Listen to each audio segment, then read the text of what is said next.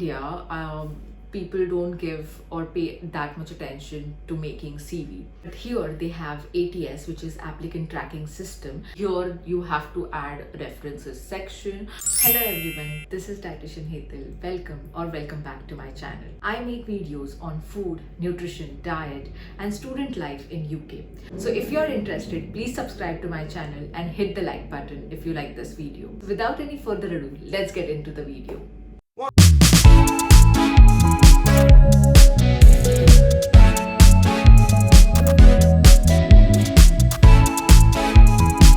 My notes here, so I'll be going through them one by one.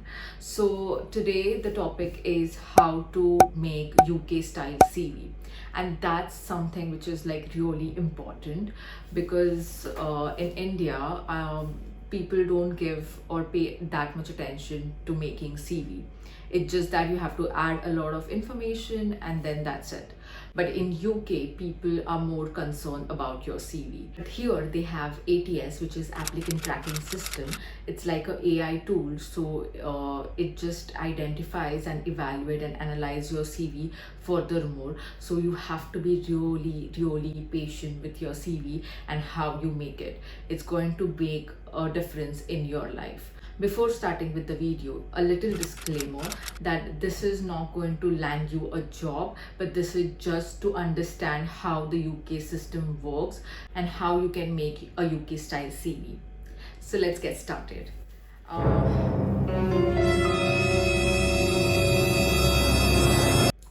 Sorry to disturb you, but I'm just sipping my water because it's essential. You should do it too.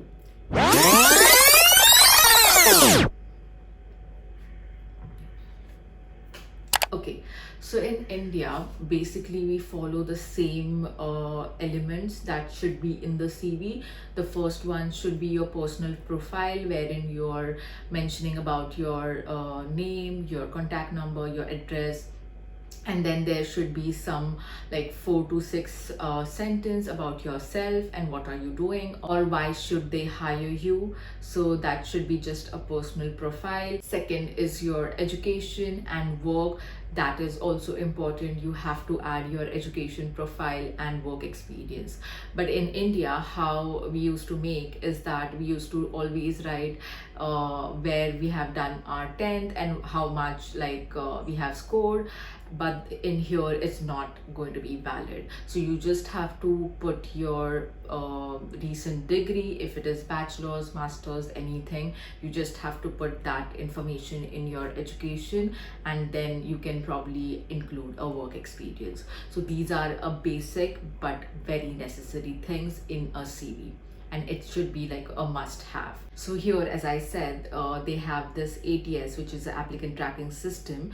So if you're making a file, don't save it in a PDF form, rather save it in a Word document, because a Word file is easy to analyze and evaluate rather than a PDF file, because in PDF you can, like, the AI can miss out on a lot of information that you have already given. So I'll say that please save it in a Word document, because back in India I used to always save my things in PDF format, but here I have saved it in Word document. Then the second point is the file name, which is also important. So like how people from India, like they save the CV, like if my name is Hetal Bhuruk, I'll save it like Hetal Bhuruk 1, 2, 3, but here that doesn't work. So you have to be really careful with what you are putting as a file name. So you have to always put your full name, which is Hetal Bhuruk, and you can just give a hyphen and CV, and then you can just save that file.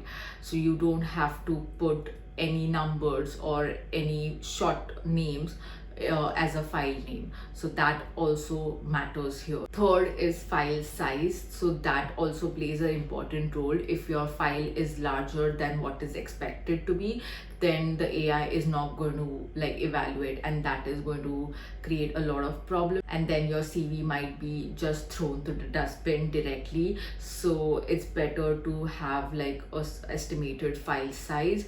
It should be lesser than 25 KB. If it is larger than that, then probably you might face some consequences. So always keep that in your mind. So here, what is different from other countries, as I have seen, is the file age, which is something new because I haven't heard of file age before. But it's how you're updating your CV. For example, if you have not updated since last 6 months, then that is considered to be a bad CV. So always update something, even if you are doing like a minor changes to your CV, that is also fine, but you have to do some of the other changes so that it looks that it has been updated recently. So the next point is the plainer the better. So some people think that they have to create a CV in a more creative format, and then they add a lot of images, they add a lot of fonts, and they just go over the board to create a CV. But because of that, the AI might not able to understand it, and it is always advisable to keep it very simple. So even if you're like adding a photo, that cannot be like analyzed by the AI, so you have to always keep it very simple and minimal. Don't add any like tables or columns or text boxes, anything which is like looks fancy, that should be not included in the CV. So sometimes people have the habit of putting something in the header or footer. So footer, basically like we add the page numbers, or in the header we generally write something, but here that is not advisable. So you have to always keep the footer and header out of your way. You don't have to include that in your CV. When writing a CV, when you're like adding a work experience or education, we always add like bullet points. So sometimes people think that you have to add like a diamond or stars, and that just creates a lot of like unprofessionalism. So you have to always give circle bullet points, and that's it. You don't have to create a lot of these shapes to look more presentable. That is not good. Second thing is no funky fonts. Even if you're like putting anything, that should be like basic, so you can only use one font for the entire CV. And like font sizes also matter here, so you can minimum of like you can put like minimum of 2 or 3, not more than that. So for example, if you're putting the size for headings, that should be the size for all the headings, and then you can put sub contents in like another size, but that's it, like 2 or 3, not more than that. Then second thing is very important, is that your CV should have 350 words, minimum of 350 words, because sometimes what happens that we don't put don't put enough things, and that becomes like a bad CV. So you have to put at least 350 words, or you can increase your word count, but the thing is it should not have like all the information. It just should be crisp and to the point. That's it. The most important thing here is that you have to add your contact details, whether it's your phone number, your email address, or even your address details. So if the employer is hiring someone who lives nearby area, and if you have put that information, it is really advisable, because then the employer can hire you immediately instead of like hiring someone who lives like really far away. So you have to always add your postcode or your address details, whatever suits you. Then some of the things are really optional. Just a second. So some of the things are optional, but it is really good if you are like putting the things. For example, your key skills, your interests, and your references. So here you have to add references section, but if you don't have any references, you can just remove that completely. So you don't have to add references, but here it is really important to give references. References is nothing but how many people knows you, and if you are like of good character and conduct, then that's the reason people add references here. So if you know someone who is already working here, then you can probably put their name and contact details and email address for the employer to know that these are the people who should be contacted in terms of knowing the character of the person. And you should always write like your recent experience should be on top of your CV, and your recent education also should be in top of your CV. So you should go like that, not the first education you have done or first experience you had. It's also nice if you're putting volunteering experience, such as if you have worked for free and you have gained something like a valuable skill to that company, so it is going to have a lot more